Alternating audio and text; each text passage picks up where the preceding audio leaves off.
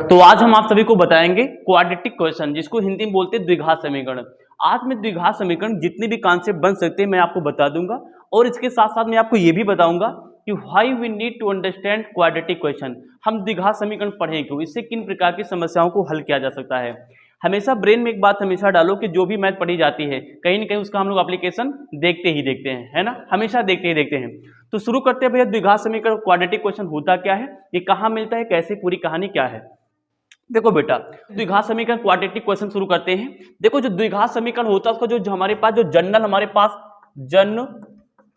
General जो हमारे पास का जो फॉर्म होता है, जिसे हम लोग स्टैंडर्ड फॉर्म बोलते हैं। क्या बोलते हैं? Standard form. देखो पहली बात तो ये समझो कि जो द्विघात समीकरण होता है उसका रूप कैसे होता है, बनना कैसे होता है। जो हमारे पास क्वाड्रेटिक क्वेश्चन इन द्विघात समीकरण होता है वो हमेशा ax² प्लस का bx प्लस का c = 0 के रूप का होता है। आज मैं आपको बता रहा हूं स्टार्टिंग के जो 10 मिनट होंगे ना, अगर इन 10 मिनट में आपने केवल इसके बारे में फोकस कर लिया तो पूरी 4 एक्सरसाइज टोटल हमारे पास चैप्टर में होती है, 4 के 4 एक्सरसाइज खत्म हो जाएंगी। सबको समझ, खाली सुनते रहो हमारी बात को, बस एक भी टॉपिक ऐसा नहीं होगा तुम जो नहीं कर पाओगे, केवल सुनते रहो। देखो ध्यान से, तो जो भी हमारे पास स्टैंडर्ड का फॉर्म मतलब क्या होता है, स्टैंडर्ड मतलब होता है मानक रूप। में हिंदी में लिखे दे रहा हूं, क्या होता है? मानक रूप। यानी कि जो हमारे रूप, यानी कि जो हमारे पास द्विघात समीकरण होते हैं हमेशा वो इस रूप में पाए जाएंगे। किस में पाए जाएंगे बेटिया? ax² प्लस का bx प्लस का c, हमेशा इसी रूप में आएगा। कभी द्विघात समीकरण ऐसे नहीं होगा ax प्लस का by प्लस का c = 0, ऐसा हो ही नहीं सकता। ये तो आपके पास क्या हो जाएगा, रैखिक समीकरण हो जाएगा ना। देखो ध्यान से, आपने पीछे चैप्टर में क्या पढ़ा था, पीछे वाले pair of linear equation in the two variable, यानी कि दो चर वाले रैखिक समीकरण युग्म। उसमें क्या होता था, दो समीकरण होते थे, जैसे कि a1x प्लस का b1y प्लस का c1 = 0, और दूसरा क्या होता था हमारे पास a2x प्लस का b2y प्लस का c2 = 0। ये हमारे पास क्या होते थे, याद करो, हम लोग इसको पीछे चैप्टर में पढ़ के चले आ रहे हैं। किसमें? दो चर वाले रैखिक समीकरण युग्म। उसमें हमारे पास x की जो घात होती थी वो 1 होती थी, इसीलिए इसे बोलते थे रैखिक समीकरण। तो पिछले चैप्टर में हमने ये दो समीकरण जो हमारे पास दिए होते थे इनको हल करना हमने सीखा था, है ना। आज यानी कि इस चैप्टर में क्या देखेंगे, यानी कि एक समीकरण होगा लेकिन वो इस रूप में होगा, यानी कि x की पावर कितनी होगी, 2, लिखा ना, द्विघात, यानी कि पावर कितनी होगी, द्विघात। और समीकरण होगा, समीकरण क्या बोलते हैं, यानी बराबर 0 होना चाहिए। समीकरण उसे बोलते हैं जब कोई चीज बराबर कितनी होनी चाहिए, 0 होनी चाहिए। यानी कि ऐसा कुछ हमारे पास मिलेगा तो मैं उसे क्या बोलूंगा, द्विघात समीकरण बोलूंगा। अब सुनो इसके बारे में क्या है। यहां पे जो हमारे पास ए बी सी है ना, ये हमारे पास क्या हो सकती है, ये वास्तविक संख्या होती हैं। क्या होती हैं? वास्तविक संख्या। सबको पता चल रहा है ये क्या होती है, वास्तविक संख्या। वास्तविक संख्या क्या होती है, जितना भी आप लोग नंबर सिस्टम संख्या पद्धति पढ़ते हो ना, सब हमारे पास क्या होता है, वास्तविक संख्या ही होती है। सब क्या होता है हमारे पास, वास्तविक संख्या होती है। यानी यहाँ पे जो ए बी सी का मान है वो एक 3 हो सकता है, यानी कोई पॉजिटिव नंबर हो सकता है। वो हमारे पास क्या हो सकता है, -2 भी हो सकता है। वो हमारे पास √2 हो सकता है। ये किसके मान होंगे, एबीसी के मान। वो 1/2 भी हो सकता है, वो 1/√2 भी हो सकता है। यानी ये हमारे पास इनमें से कोई भी मान यहाँ पे एबीसी का हो सकता है। पहली बात कितनी बेटे शर्त है। शर्त नंबर 2, इसमें कभी भी ए का मान नॉट इक्वल टू 0 होना चाहिए बेटिया। अगर ए का मान 0 हो जाएगा तो भाई 0 × एनीथिंग 0, तो भी ये तो x² वाला 0 हो ही जाएगा। और तुम पढ़ रहे हो द्विघाती है, यानी तुम पढ़ रहे हो कि यानी कि घात 2 होनी चाहिए। और सोच देखो, अगर यहाँ पे हम लोग a = अगर 0 लिख देंगे, सोचो तो ये अगर ये मान यहाँ पे रखा जाएगा 0 नहीं हो जाएगा, तो पावर कितनी बचेगी, 1 ही बचेगी। ये तो फिर रैखिक में चला जाएगा। हमें तो रैखिक पढ़ना नहीं, हमें क्या पढ़ना है, द्विघाती पढ़ना है। समझ रहे हो क्या बोल रहे हैं। यानी कि हमेशा इसमें तुम्हें भी कभी भी a का मान 0 नहीं मिलेगा, नॉट इक्वल टू 0, 0 मिल ही नहीं सकता। क्यों?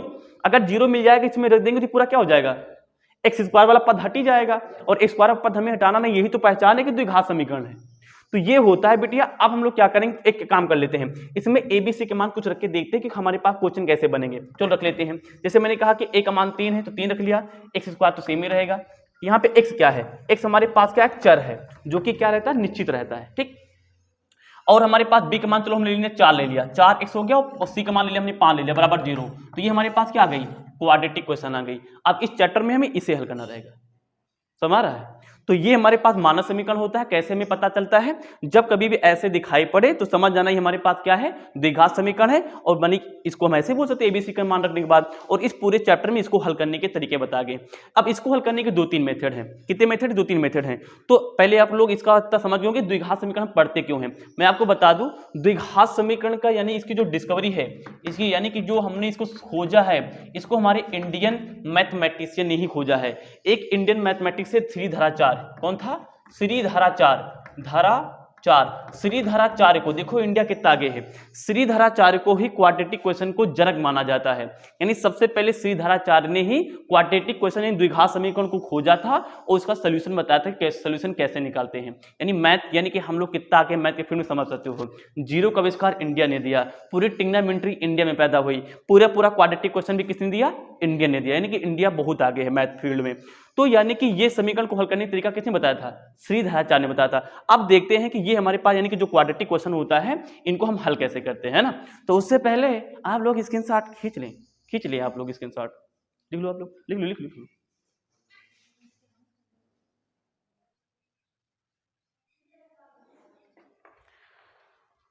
तो अब हम बढ़ेंगे आगे, उससे पहले मोटिवेशन थॉट। अगर मंजिल पहाड़ है तो साला हम भी मांझी हैं, जब तक तोड़ेंगे नहीं तब तक छोड़ेंगे नहीं। तो शुरू करते हैं। तो अब हम बढ़ते हैं आगे, इसको मिटा देते हैं। तो मैंने इसको मिटा दिया, तो आपको मैंने फीलिंग कराया कि यहाँ पे क्वाड्रेटिक क्वेश्चन हमारे पास होता क्या है, ठीक है ना। अब देखो ध्यान से, अगर हमारे पास कोई भी क्वाड्रेटिक क्वेश्चन लिखा है यानी द्विघात समीकरण, अंग्रेजी का कीड़ा पड़ गया है इसलिए अंग्रेजी निकल आती है, मैं हिंदी बोलता रहूंगा। द्विघात समीकरण जैसे कि लिखा है ax² प्लस का bx प्लस का c बराबर 0। पूरे के पूरे चैप्टर में हमें यही क्वेश्चन दी रहेगी, उसको हल करना रहेगा।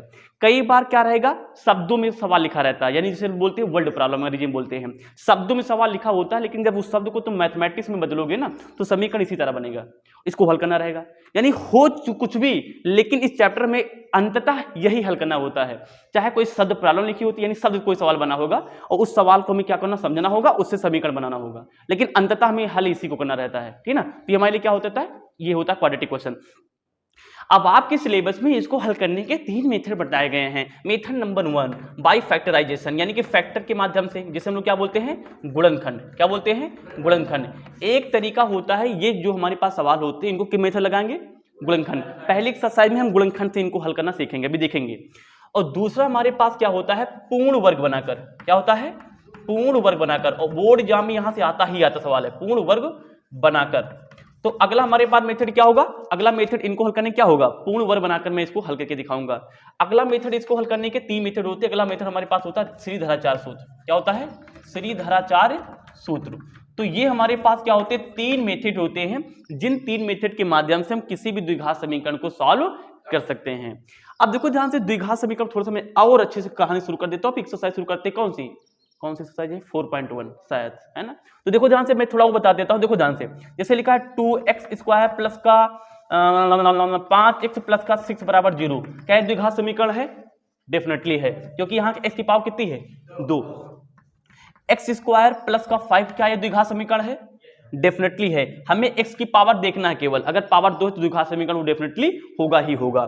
जैसे लिखा है x² माइनस को 1, क्या ये द्विघात समीकरण है, हाँ डेफिनेटली हमारे पास क्या है। तो यानी कि जब हमारे पास पावर 2 होगी तो हमारे पास द्विघात समीकरण होंगे। शुरू करते हैं बिंदास तरीके से एक्सरसाइज 4.1।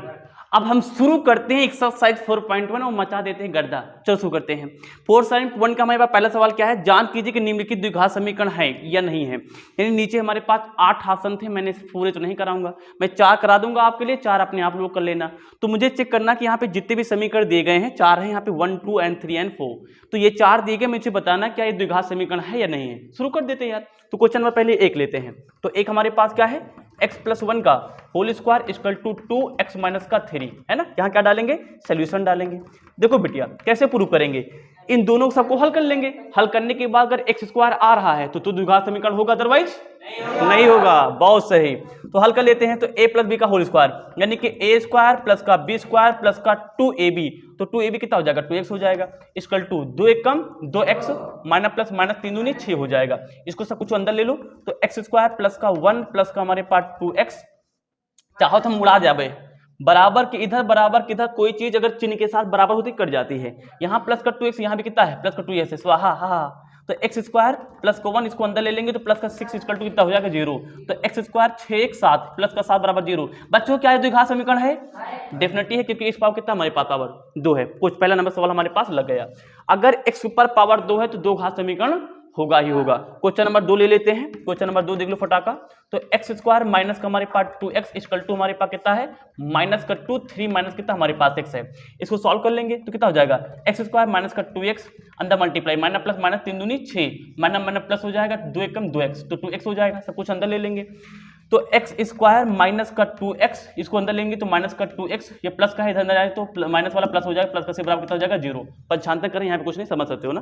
तो एक्स स्क्वायर माइनस माइनस जुड़ जाते हैं तो माइनस का 4x हो जाएगा और प्लस का 6 बराबर 0 का ये द्विघात समीकरण है। हाँ है, क्योंकि पावर कितनी आ गई x की पावर 2 यानी कि द्विघात हमारे पास समीकरण है। आप इसका स्क्रीनशॉट ले लें, हम कर देंगे इसको स्वाहा। कल स्क्रीनशॉट जल्दी से कर लिया बहुत सही।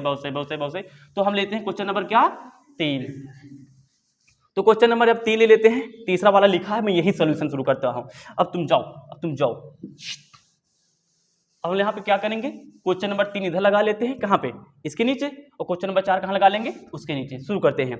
अब इसको हल करना है और हल के बताना अगर x की पावर 2 आ जाती है द्विघात समीकरण होगा, अदरवाइज नहीं होगा। तो इसको हल कर लेते हैं भैया। तो x कितना हो जाएगा x square plus plus plus x सम x minus plus minus 2x हो जाएगा माइनस प्लस माइनस का 2 हो जाएगा इक्वल टू इसको अंदर मल्टीप्लाई कर लेंगे x हो जाएगा x square plus plus plus हो जाएगा x 3 कितना हो जाएगा 3x हो जाएगा माइनस प्लस माइनस का x हो जाएगा माइनस प्लस माइनस का 3 हो जाएगा। बराबर के इधर भी एक्स स्क्वायर है, बराबर के इधर भी स्क्वायर, उस चिन्ह क्या है सेम है, तो उस कंडीशन में मर जाएगा तो मर गया। और कोई है इसको हल कर लो। देखो प्लस का x माइनस का 2x माइनस प्लस चीजें घट जाएंगी तो 2 में से यहाँ पे एक मान लो कर कितना बचा x यानी कि निशान बड़ी संख्या का है माइनस का x बचेगा। यहाँ कितना है माइनस का 2 है, सब कुछ अंदर ले लो। अच्छा हल कर ले क्या एक बार। हाँ तो प्लस का 3x माइनस का x घटेंगे तो 3 में से 1 चला गया 2x बचेगा, निशान बड़ी संख्या यानी कि 2x आ जाएगा। माइनस कितना बचेगा 3, इसको अंदर ले लो तो माइनस का x माइनस का 2 माइनस का 2x प्लस का 3 इक्वल टू 0। माइनस माइनस जुड़ जाएगा माइनस का 3x आ गया माइनस प्लस माइनस घट जाएगा प्लस का 1 इक्वल टू कितना आ गया 0। क्या ये द्विघात समीकरण है?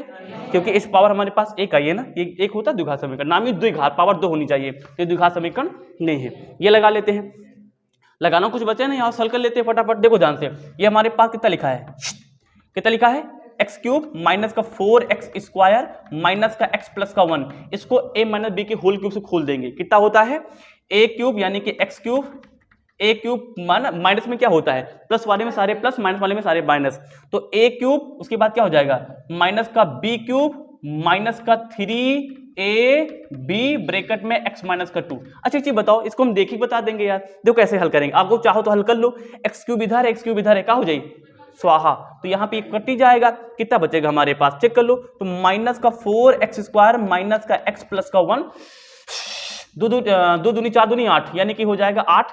पावर जब यानी कि 8 होती है ना विषम, तो आगे माइनस लगा तो माइनस ही आएगा। पावर 8 है तो माइनस आता है, पावर अगर हमारे पास क्या है इवन है यानी कि सम संख्या तो क्या आएगा प्लस आएगा। तो यहाँ पे 2 का 3 बार बोला, 2 दूनी 4 दूनी 8, तो यहाँ पे माइनस का 8 आ जाएगा।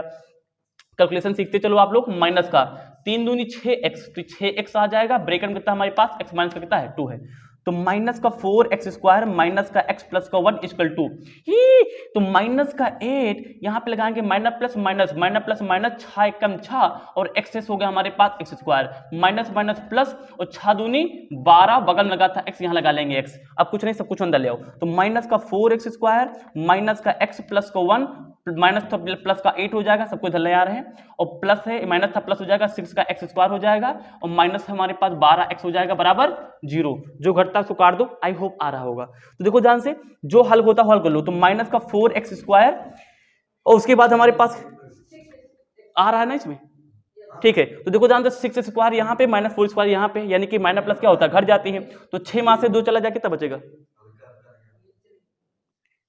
बच्चों।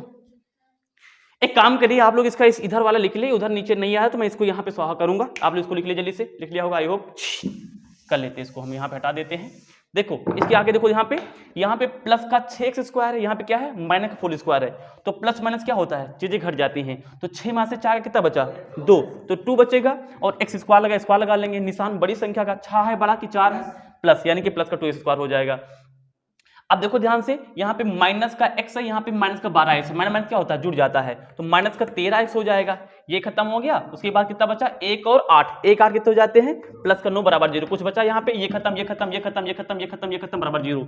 तो क्या ये क्वाड्रेटिक क्वेश्चन है, डेफिनेटली है, क्योंकि इस पावर कितना हमारे पास 2। तो इस प्रकार से क्वेश्चन नंबर 1 हो जाता खत्म। अब चलते क्वेश्चन नंबर 2 की तरफ, जिसमें हमारे पास कुछ वर्ड प्रॉब्लम दी गई, पहले हम लोग उसको लिखेंगे, वहां से हम लोग पहले एक समीकरण बनाएंगे, समीकरण बना के एक हमारे पास द्विघात समीकरण बनेगा, उसको हल करके हम लोग आंसर को दे देंगे। Before that just screenshot right now. Real journey तो अब शुरू होगी। अब हमारे पास कुछ वर्ल्ड प्रॉब्लम मिलेंगे और इन वर्ल्ड प्रॉब्लम को समझ के हमें एक क्वाड्रेटिक क्वेश्चन द्विघात समीकरण बनाना होगा और उसको हल करना होगा। आओ समझते हैं कैसे करते हैं। देखो ध्यान से, सबसे पहले हम यहाँ पे क्या डालेंगे, मैं यहाँ पे डालूंगा सॉल्यूशन। देखो कैसे करेंगे। देखो यार, जो ये वर्ल्ड प्रॉब्लम यानी जो शब्द से बने सवाल होते हैं, इसमें समझना होता कुछ नहीं है, बस इसकी भाषा को समझना होता है और जैसे जैसे कह रहा है उसको मैथ में लिख देना होता है, बस। यानी इसको मैथ बनाना है। क्या बनाना है, मैथ। देखो कैसे बनाएंगे। सबसे पहले इस प्रकार के सवाल मिला करें तो कुछ भी ना क्या करो, सबसे पहले जो निकालना उसको मान लिया करो। देखो क्या कह रहा है, एक बार सवाल पढ़ लेते हैं। कह रहा है कि निम्न स्थिति को द्विघात समीकरण के रूप में निरूपित कीजिए। यानी इसको हल नहीं करना है, केवल द्विघात समीकरण रूप में लिख देना है, यानी कि ax² + bx + c के रूप में इसको लिख देना है। ठीक, लिखा एक आयताकार भूखंड का क्षेत्रफल, यानी कि एक आयताकार हमारे पास क्या है, कोई एक खेत है, भूखंड है यानी कोई जमीन होगी, है ना, और उसका भूखंड का जो क्षेत्रफल है।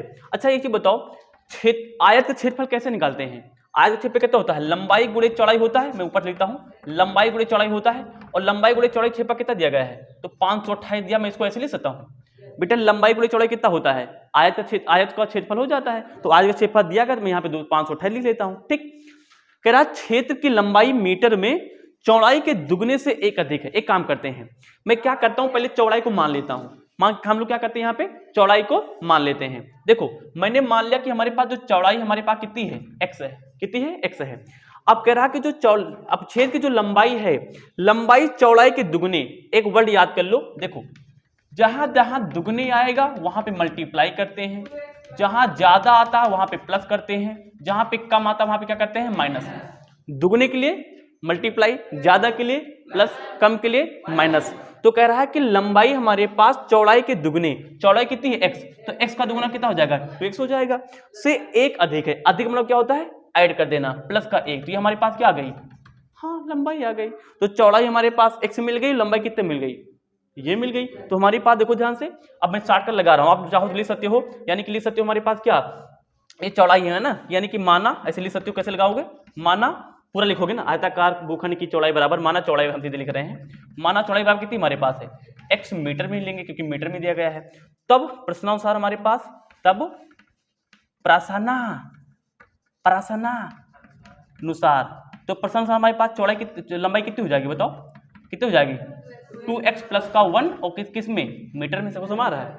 अब क्या करेंगे, अब कुछ नहीं करेंगे, फार्मूला हमें पता है, लंबाई गुणे चौड़ाई बराबर कितना दिया गया है, 528 को समीकरण 1 मान लो, यानी कि समीकरण 1 से कितना लिखेंगे, समीकरण 1 से, तो 1 से कितना हो जाएगा, लंबाई कितनी हमारे पास है, लंबाई ये वाली कितनी हमारे पास है, 2x प्लस का कितनी है, 1 है। चौड़ाई कितनी हमारे पास है बेटिया, x है, बराबर में कितना लिखा हमारे पास, 528। इसको हल कर लो, हमारे पास आ जाएगा। यहां तक आ रहा है, तो एक काम करते, एक लाइन लिख लेते हैं यहाँ पे। अब क्या करें बेटिया, x मल्टीप्लाई में मल्टीप्लाई कर लिया जाए, यही आंसर आ जाएगा। तो x 2 से मल्टीप्लाई करें, 2 कम 2, और x से कितना हो जाएगा, x², और x से कम x हो जाएगा। ये बराबर को उधर अंदर लाएंगे तो माइनस में, तो माइनस का 5 कितना हो जाएगा, 28 बराबर 0। तो क्या ये द्विघात समीकरण नहीं है, हमारा आंसर आ गया है। कह रहा है केवल द्विघात समीकरण के रूप में निरूपित कीजिए, हल नहीं निकालना है, केवल उसको यानी कि द्विघात समीकरण में लिख देना। हमने लिख दिया, बहुत ही आसान सवाल होते हैं, केवल हमें केवल समझना होता है। एक बार में, हाँ आ गया आंसर आ गया। केवल द्विघात समीकरण पता में क्या करना होता है बेटिया, हमेशा और हमेशा ये करना होता है कि जो भी, सुन लो मैं टाइम निकाल के इसको बता दे रहा हूं। द्विघात समीकरण में हमेशा हम एक काम करते हैं, जो भी वर्ल्ड प्रॉब्लम दी होती है उसको पहले मैथ में बदल लेते हैं। क्या करते हैं, उसको पहले मैथ में बदल लेते हैं। मैथ में बदल लोगे तो सोल्यूशन तो हल हो ही जाएगा। अगर इसको हल करने की बात होगी, हल नहीं कर पाओगे। इसका फैक्टर बनाएंगे, पहले इसको इससे मल्टीप्लाई करेंगे, जितना आएगा फैक्टर बनाएंगे, फैक्टर बनाने के बाद जितना आता है हम उसको ऐसा करेंगे तो एक साथ जोड़े घटाने पे तो सब लोग जानते हो, लेकिन हमें हल नहीं करना। यहाँ पे केवल हम लोग जो भी शब्द प्रॉब्लम लिखा होता है उसको पहले हम लोग मैथ में बदलते हैं। सबको समझ रहा है, स्क्रीनशॉट ले लो इसका, आगे बढ़ते हैं। हाँ भैया ये छपा रही, ये सवाल आपके बोर्ड एग्जाम में छपा रहेगा। देख लेते सवाल क्या है। लिखा है कि 2 क्रमांकित धनात्मक पूर्णांक, क्या लिखा है, 2 क्रमांकित धनात्मक पूर्णांक। पहले हम इस वर्ड को समझेंगे। क्रमागत का मतलब क्या होता है, पहले शब्दों को एकदम तोड़ मिलोड़ डालो, आटा बना लो। यानी क्रमागत का मतलब होता है क्या, क्रमागत का मतलब होता है लगातार। क्रमागत माने लगातार। और कह रहा कि धनात्मक पूर्णांक, बेटा पूर्णांक क्या होते हैं, सभी प्लस वाले सभी माइनस वाले जीरो पूर्णांक कहलाता है। लिखा है धनात्मक पूर्णांक लेना है। धनात्मक क्या होते हैं, प्लस वाले। जैसे कि हमारे पास 1 है, 2 है, 3 है, 4 है, ये तो हुआ हमारे पास। यानी कि अगर मैं इस शब्द को समझूं, दो क्रमागत धनात्मक पूर्णांक, इसका मतलब ये निकलता है भाई देखो ध्यान से, लगातार है और क्या है, धनात्मक है और पूर्णांक तो है ही है। यानी ये कुछ ऐसी बातें निकलती है। ठीक, इतनी वर्ग सबको समझ गया। यानी कि लगातार है भैया, और ये प्लस भी है और पूर्णांक भी है, सबको समझ नहीं आ रहा, समझ गया। कह रहा है कि इनका जो पूर्णांकों का जो गुणनफल है 306 है, तो हमें पूर्णांकों को ज्ञात कीजिए। एक काम करते हैं, मैजिक पैदा करते हैं। अगर हमें एक काम करना हो, अगर हमें इसको हमें एक मैथ में एक सूत्र बनाना हो कि हम कैसे क्रमागत धनात्मक पूर्णांक संख्या बनाएंगे, तो सूत्र कैसे बनाएंगे, तो कैसे बनाएंगे। पहले हम मान लेंगे x। देखो x को अगर हम लोग यहाँ पे x कितना है, 1 है। x कितना बेटिया, 1। अच्छा x में कितना जोड़ेंगे तो 2 मिल जाएगा, 1 भाई x 1 है, 1 में 1 जोड़ 2 मिल जाएगा। यानी कि अगर दूसरी देखा जाए तो वो x + 1 हो जाएगी भाई, x + 1 यानी कि x का हमारे पास कितना है, 1 है, और 1 जोड़ देंगे 2 हो जाएगी। अब हमारे पास अब 2 में फिर से 1 जोड़ देंगे कितना हो जाएगी, 3 हो जाएगी। फिर 3 से फिर से 1 जोड़े कितना हो जाएगा, 4 हो जाएगी। यानी अगर हम मैथ में इसको क्रमागत पूर्णांक संख्या ले तो ये बनेगा। समझे, तो ये बनाया था, लेकिन इससे ये बनाएगा। फिर से देख लो ध्यान से। पहली मान लिया हमारे पास क्रमागत संख्या कितनी है, x है, तो दूसरी कब मिलेगी, जब x में 1 ऐड कर दिया जाए। तो वही हमने कर दिया है, क्रमागत बोल रहा है ना, क्रमागत बोल रहा है, इसलिए मैंने इसको x और x + 1 लिख लिया। तो वो समझ रहा है। यानी कि अब हमारे पास दो पूर्णांक संख्या आ चुकी है। पहली कितनी है, x से, दूसरी कितनी है, x + 1। खत्म कहानी यार। अब आओ मान लेते हैं, इसको मैं मिटाऊंगा नहीं, मैं यहां कर देता हूं। तो मानना पूरा लिखोगे, पहली तुम पूरा लिखोगे, पूरा पूरा।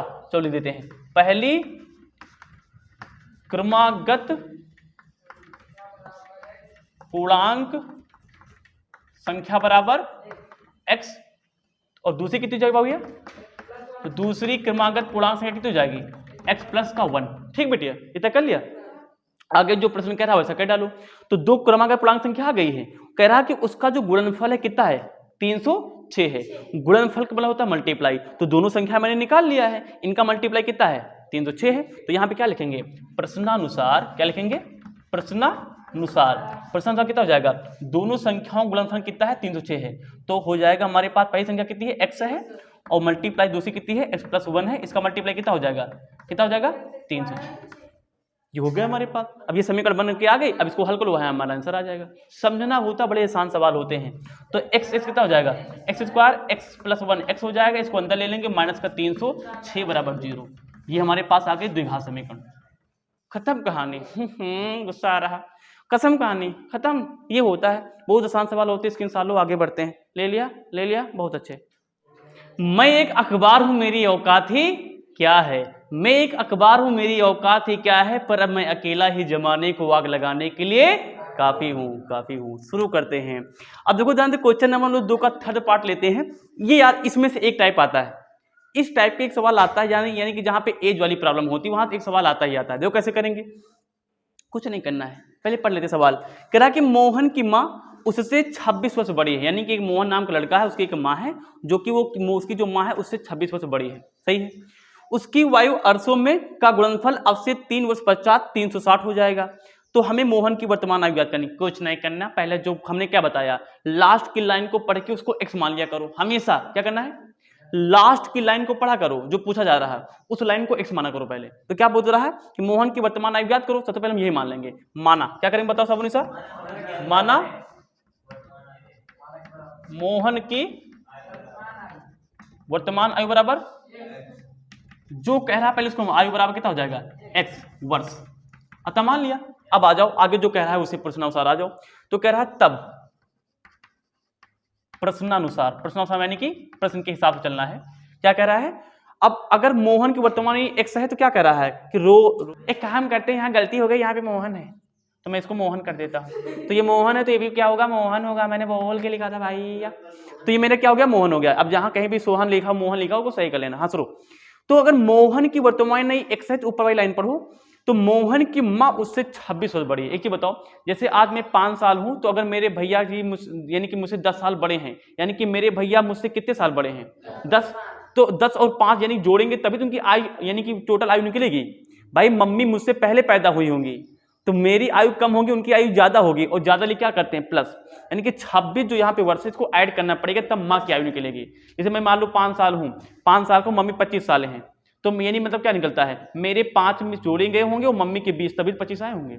यानी कि तब अगर देखा जाए तब जो मोहन की जो माँ है, कौन, मोहन की माँ, मोहन की माँ की वर्तमान आयु कितनी हो जाएगी, मोहन की माँ की वर्तमान आयु कितनी हो जाएगी, x प्लस कितना हो जाएगा, 26 वर्ष हो जाएगा। सबको समझ रहा भाई, 26 हमारी यानी 26 हमारे पास साल बड़ी, तो यहाँ पे प्लस कर दिया। ठीक, आगे आ जाओ। कह रहा कि उनकी जैसा जैसा कह रहा है उसको मैथ में बदलते चलो। कह रहा कि उनकी आयु वर्षों में का गुणनफल अब से 3 वर्ष पश्चात, पश्चात मन क्या होता है बाद, अब से 3 साल बाद। एक चीज बताओ, अगर मैं यार 25 साल का हूँ, 3 साल बाद कितने साल का हो जाऊंगा, 28।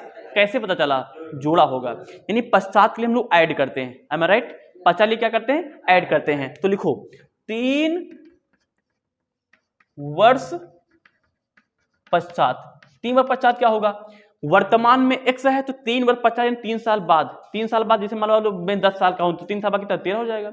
तो अगर वर्तमान में मोहन हमारे पास x है तो 3 साल बाद कितना हो जाएगा, x प्लस 3 हो जाएगा।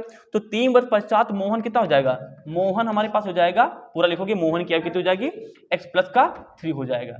देखो उसके बाद मोहन की माँ वर्तमान में कितनी थी, ये देखो मोहन की माँ वर्तमान में कितनी थी, x प्लस 26, तो 3 साल बाद कितनी हो जाएगी, इसमें 3 जोड़ देंगे, यानी कि तो मोहन की जो माँ से आवास, मोहन की जो माँ है ना, कि वर्तमान यहाँ पे लिखोगे ना, मोहन की माँ 3 साल बाद यहाँ पे लिखा है, तो 3 वर्ष पश्चात मोहन की माँ कितनी हो जाएगी, प्रेजेंट में कितनी थी, x प्लस का 26 थी, तो इसमें क्या करेंगे 3 जोड़ देंगे, कितना आ जाएगा हमारे पास, तो x आ जाएगा 26 3 29, यानी कि प्लस कितना हो जाएगा 29, यहाँ लिख लेंगे वर्ष, ये हमारे पास आ जाएगा। सबको समझ आ गया, कोई दिक्कत यहाँ तक, सबको दिक्कत, कोई दिक्कत नहीं यहाँ पे।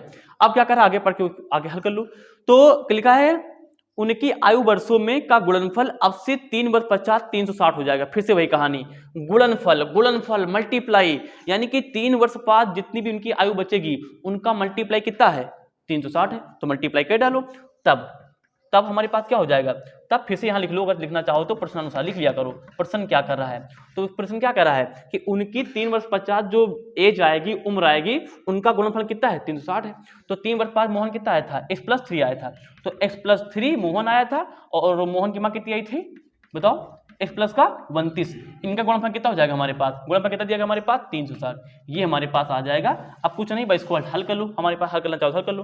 तो x स्क्वायर, फिर प्लस का हमारे पास 29x, फिर 3 एक कम 3x, फिर 3 9 27 का 7 हासिल आ गया 2, 3 दूनी 6 7 8, यानी कि 87 आ गया, प्लस में आ गया, बराबर कितना आ गया हमारे पास 360 आ गया।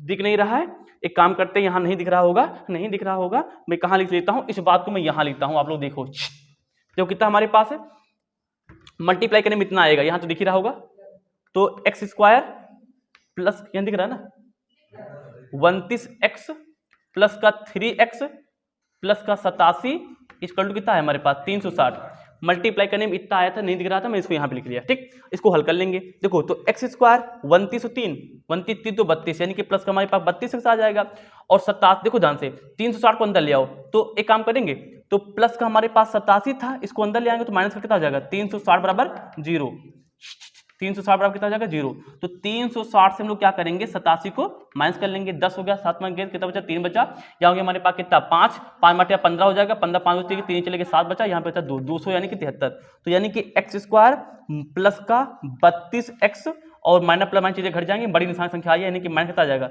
273 इक्वल टू 0, निशान बड़ी संख्या आएगा ना, तो ये हमारे पास आ जाएगा आंसर। तो इस प्रकार से ये हमारे पास हो जाता है क्वेश्चन सवाल, ये हमने बना लिया क्वाड्रेटिक क्वेश्चन। बहुत आसान सवाल होता है, लेकिन मैं आपको बता दूं अगला सवाल जो हमारे पास दिया गया है वो बहुत इंपॉर्टेंट, थोड़ा लेंथी सवाल है, लेकिन आप लगा लोगे स्क्रीनशॉट। तो शुरू करते हैं इस एक्सरसाइज का सबसे one of the most important question which may be come in your examination. तो सवाल को पहले पढ़ते हैं। लिखा है कि एक रेलगाड़ी 480 किलोमीटर की दूरी समान चाल से तय करती है, इसकी चाल 8 किलोमीटर प्रति घंटा कम होती है, तो वह उसी दूरी को तय करने में 3 घंटे अधिक समय लेती है। मैंने समय नहीं लिखा, अधिक लेती है यानी अधिक समय लेती होगी। हमें रेलगाड़ी की चाल ज्ञात करनी है। कैसे करेंगे? अगर मैं इसको समझाने बैठ जाऊं और मैं कुछ लिखूं ना तो मैं आपको समझा नहीं पाऊंगा, लिखने के माध्यम से मैं आपको समझाता हूं। सुनो क्या करना है। सबसे पहले जो हमें नीचे की लाइन होती है उसमें जो भी पूछा जाए उसको मान लो x, हमें रेलगाड़ी की चाल ज्ञात करनी है, तो मान लेते हैं, माना, क्या करेंगे, माना रेल गाड़ी की चाल बराबर x किलोमीटर पर घंटा, 4 किलोमीटर पर घंटा निकल जाती है, निकाल लिया, ठीक। आगे आ जाओ। अब कह रहा है कि हमारे पास एक रेलगाड़ी 480 किलोमीटर की दूरी, देखो ध्यान से, इधर देखो ध्यान से, दूरी कितनी हमारे पास है 480, तो दूरी लिख लिया जाए, तो दूरी कितनी हमारे पास है 480 हमारे पास है, ठीक ना। किसमें है, किलोमीटर में, मैंने इसको किलोमीटर में लिया, कि समान चाल से तय करती है, इसी चाल को 8 किलोमीटर पर घंटा में कम होती है। अब देखो ध्यान से, अब देखो एक सूत्र होता है बेटिया, अब एक सूत्र होता है, हाँ एक हमारे पास सूत्र होता है क्या बराबर, यानी कि चाल बराबर, तो मैं इधर से लिखता हूं कॉर्नर से, तो चाल बराबर दूरी बटे समय। तो मैं यहाँ पे समय, यहाँ पे एक काम करते समय निकाल लिया जाए, समय निकालने तो क्या हो जाएगा, समय इधर मल्टीप्लाई कर लेंगे, तो क्या हो जाएगा, दूरी एकम दूरी, दूरी एकम दूरी लिख लेते हैं, तो ये कितना हो जाएगा, दूरी एकम दूरी और चाल, एकदम तुमको समझो देहाती मॉडल, चाल इंटू समय, चाल इंटू समय, यहाँ समय कितना निकल आएगा, तो समय हमारे पास हो जाएगा, समय बराबर इधर दूरी है तो दूरी बटे चाल, तो समय कितना आ गया हमारे पास, दूरी बटे चाल। अब कुछ नहीं करेंगे, दूरी बटे चाल में लिख देंगे, देखो ध्यान से, समय निकालना है, आई होप यहाँ आ रहा होगा, तो समय हमारे पास कितना है, समय बराबर, तो दूरी कितनी हमारे पास बेटा है 480 है, तो 480 मैंने मान लिया, ठीक। और तो दूरी हो गई चाल, चाल कितनी हमारे पास x है, तो समय हमारे पास ये आ गया, मैं इसको यहाँ पे से बंद कर लेता हूँ, कोई दिक्कत यहाँ तक, कोई दिक्कत तो नहीं किसी को, बहुत सही। हाँ, तो कुछ टेक्निकल समस्या होने की वजह से I watch background of the mobile, right now I have cam, what, nothing. तो ये हमारे पास क्या है, समय आ चुका है। अब देखो आगे मैं हल करता हूं, तो कह रहा है कि समान चाल से तय करती है यदि इसकी चाल 8 किलोमीटर प्रति घंटा कम हो जाती है। चाल अभी कितनी है हमारे पास x, अब देखो प्रश्नानुसार, तो प्रश्नानुसार हमारे पास चाल कितनी हो जाती है, चाल 8 किलोमीटर प्रति घंटा कम हो जाती है, कम हो जाती है। तो बेटिया पहले x थी, कम के लिए क्या लगाते हैं, माइनस, यानी कितनी हो जाएगा हमारे पास, x माइनस का 8 हो जाएगा, यहाँ पे आ रहा होगा, तो पहले x थी, अब कम हो गई, तो x माइनस कितना हो जाएगा 8, तो ये चाल किसमें निकालते हैं, किलोमीटर प्रति घंटा में, तो किलोमीटर प्रति हमने यहाँ पे घंटा लिख लिया, घंटा, तो ये हमारे पास होगा चाल बराबर, तो 8 किलोमीटर प्रति घंटा कम हो जाती है, तो जितना हमारे पास x था पहले उसे हम लोग 8 माइनस कर देंगे, तो किलोमीटर प्रति घंटा निकल आएगा, ठीक, कम हो जाती है, तो वह उसी दूरी को तय करने में 3 घंटे अधिक समय लेती है। देखो ध्यान से, अगर वो x किलोमीटर की स्पीड से चलती थी तो दूरी 480 पूरा करने में इतना समय लेता था। अब कह रहा कि अगर दूरी इतनी कम हो जाती है तो समय कितना होता है, 3 घंटे अधिक ले जाते हैं। पहले समय कितना था हमारे पास, पहले समय ये था, तो देखो ध्यान से, अब समय में 3 घंटे क्या हो जाते हैं, अधिक हो जाते हैं, यानी पुनः सबको समझ नहीं आ रहा है भाई, पहले हमारे पास देखो ध्यान से, रेलगाड़ी की चाल x थी और दूरी कितनी थी 480 थी, तो उसमें समय इतना लगा था, यानी कि 480 बटे x लगा था। अब हमने क्या किया, चाल को 8 किलोमीटर प्रति घंटा कम कर दिया, तो हमारे पास ये आ जाएगा, तो उस कंडीशन में जो समय है, समय में 3 घंटा बढ़ जाएगा, तो समय पहले ये निकाला, तो इसमें 3 घंटा बढ़ा लेंगे, है ना। तब पुनः लगा टाइम, अब तो आप लोग पूरा लिखोगे, मैं जल्दी कर रहा हूँ, लगा समय, मैं आपको सोल्यूशन समझाना चाहता हूँ, लगा समय कितना हो जाएगा बताओ, ये यानी कि 480 बटे x कितना हो जाएगा हमारे पास, 3 घंटे अधिक लेती है, तो यहाँ पे अधिक क्या लगाते बेटिया, +3 हो जाएगा। समय हमारे पास किसमें निकालते हैं हम लोग, घंटा में निकालते हैं। आई होप आपको समझ में आ रहा होगा, है ना। अब बेटा कुछ नहीं करना है, अधिक लेता है, हमें रेलगाड़ी की चाल ज्ञात करनी है। अब क्या करेंगे, देखो ध्यान से, हमारे पास समय है, हमारे पास क्या है, चाल है, तो दूरी वाला फॉर्मूला रख लेते हैं, तो दूरी बराबर कितना होता है, चाल वाले रख लो, तो चाल बराबर कितना होता है हमारे पास, दूरी बटे दूरी यानी कि डिस्टेंस बटे हमारे पास समय। तो यहाँ पे हम लोग क्या निकाल सकते हैं, तो यहाँ पे सारे मान रख लो, या फिर हम लोग इसको ऐसे ले सकते हैं, डी एकम डी यानी कि डिस्टेंस बराबर, तो डिस्टेंस यानी डी एकम डी, 3 मल्टीप्लाई डी एकम डी, और यहाँ कितना हो जाएगा हमारे पास, इक्वल टू हमारे पास चाल बराबर 4, और ये टी हमारे पास कितना आ जाएगा, गुणा में आ जाएगा, कितना हो जाएगा हमारे पास, टी यानी समय हो गया। सारे मान रख लो, आंसर अपने आप निकल गया। दूरी भैया कितनी है, 480 है, तो 480 मैंने लिख लिया, इक्वल टू चाल कितनी हमारे पास जा रहा है, 8 मीटर पर कम हो जाती है, चाल कितनी हमारे पास, चाल x माइनस का 8 आ गया हमारे पास, और समय कितना लगता है भैया, 480 अपान का x प्लस का 3 बराबर, ये हो गया हमारे पास। अब ये समीकरण हमारे पास आ गया, इसको हल कर लो, हमारा आंसर आ जाएगा। अगर किसी को ना समझ में आया हो तो मैं एक बार फिर से समझा देता हूं। देखो एक बार फिर से देख लो, एक रेलगाड़ी है जो कि 480 किलोमीटर की दूरी समान चाल से तय करती है, तो हमें रेलगाड़ी की चाल बताना था। हमने मान लिया कि रेलगाड़ी चाल कितनी हमारे पास x है, मान लिया, तो अब रेलगाड़ी की चाल हमने x मान लिया है, तो अब क्या कह रहा है, अब कह रहा है कि इसकी चाल 8 किलोमीटर घंटा कम हो जाती है, पहले x थी, अब धीरे धीरे चल रही होगी तो इसकी चाल कितनी होगी, कम हो गई है, तो कम के लिए हमने क्या लगा लिया, माइनस लगा लिया, x माइनस 8 हो गया। तो इन दोनों से यानी कि इस वाले मान से और हमने इस वाले मान से समय निकाला। देखो हमारे पास चाल x है और हमारे पास दूरी यानी कि समय कितना लगा, ये लगा है, तो इससे मैंने यहाँ पे चला गया समय वाले सूत्र पे, समय कितना आ गया हमारे पास, तो समय बराबर होता है हमारे पास का दूरी बट्टे चाल, तो दूरी हमारी 480 थी अभी भी, और अभी हमारे पास चाल कितना था हमारे पास, x था, मैंने रख लिया। आगे सवाल पढ़ते हैं। तो लिखा है यदि इसकी चाल 8 किलोमीटर घंटा कम हो जाती है, तो मैंने कम कर लिया, तो वह उसी दूरी को 3 घंटे अधिक लेती है। अब समय जो होता है 3 घंटे अधिक लगता है, पहले समय इतना लग रहा था, अब कितना लगेगा, इसमें 3 ऐड कर देंगे उतना समय आ जाएगा, अधिक लगता है, तो हमें रेलगाड़ी चाल निकालना है। अब नया नया हमारे पास क्या आ गया, पहली बात तो हमारे पास 8 किलोमीटर कम हो जाने पे हमारे पास ये क्या आ गई, इसकी चाल आ गई, और ये हमारे पास क्या इसमें समय लग गया है, और दूरी तो 480 दिन है, तो इससे और दूरी से हमने एक नया फार्मूला बना, यानी फार्मूला पे हमने रख दिया है। तो 4 बराबर दूरी बटे समय होता था, तो दूरी बराबर 4 गुणे समय, यहाँ पे सारे फार्मूला के हमने ये समीकरण बना लिया। अब इसको हल करके हम आंसर ले आएंगे। अब इसको हल कर लेते हैं। आई होप आपने इस वाला स्क्रीनशॉट ले लिया होगा। अब मैं इसको क्या करता हूँ, यहाँ पे इसको मिटा देता हूँ, मिटा दूँ मैं इसको, मिटा दूँ, तो इसको हल कर लेते हैं। देखो ध्यान कैसे हल करेंगे, तो हमारे पास हो जाएगा ये 480, यहाँ तो ये हमारे पास हो जाएगा 480 इक्वल टू, देखो ध्यान से मैं इसको हल कैसे करूंगा, ध्यान से देखो, ध्यान से देखो, ध्यान से, इसके नीचे कुछ नहीं, हम एलसीएम ले लेंगे यहाँ पे। तो यहाँ पे हमारे पास x माइनस का 8, इसको हल करने के लिए सब लोग देखो इधर मैं क्या करूँगा, यहाँ पे एलसीएम ले लूंगा, इसके नीचे 1 मान लूंगा, तो 3 मल्टीप्लाई, तो 480 कम 480, तो 400 हमारे पास 80 हो गया, तुम जाओ स्वाहा हो जाओ बेटा, स्वाहा हो गया। तो 480 कम 480 प्लस है हमारे पास, प्लस लगा लिया, और 3 को 3 से, तो कितना हो जाएगा हमारे पास 3x हो जाएगा, बटे में कितना हमारे पास x कम x हो जाएगा। सबको समझ रहा है बेटिया, ठीक। अदोदान से पूरे में बटे लगा सकते हैं, अदोदान से पूरे बटा हमारे पास कितना x है, तो अब हम फिर से यहाँ पे बराबर में 3 मल्टीप्लाई करेंगे, इसको इधर और इसको इधर, तो देखो ध्यान से इसको इधर मल्टीप्लाई कर लेते हैं, तो x माइनस का 8 और 480 प्लस का 3x इक्वल टू, इसको इधर कितना हो जाएगा हमारे पास 480 और 1 हो जाएगा x, ठीक। अब 3 या हम इसको खोल लेंगे, तो पहली बार x से पूरे ब्रैकेट मल्टीप्लाई करेंगे, उसके बाद -8 से पूरे ब्रैकेट में मल्टीप्लाई कर देंगे, है ना।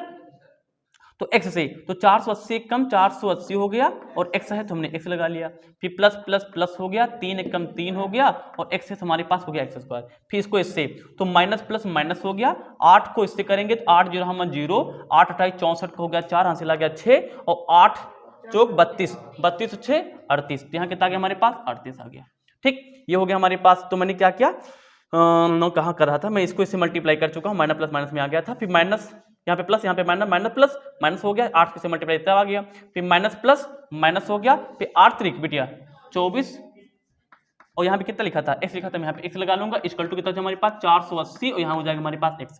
देखो बराबर के इधर भी 480 x है, इधर भी बराबर 400 कितना है x है, इसको मैं गायब कर दूंगा, तो हो जाएगा हमारे पास कितना 3x स्क्वायर, और इसको पहले लिख लिया जाए माइनस का 24x, इसको बाद में लिख लेते हैं माइनस का 38 40 इक्वल टू 0। ये हमारे पास बन जाएगी क्या, द्विघात समीकरण। चाहो तो देखो ध्यान से, पूरा पूरा समीकरण 3 से कट भी जाएगा शायद, 3 कम 3, 3 दूनी 6, 3 हाँ 3 से कट भी जाएगा।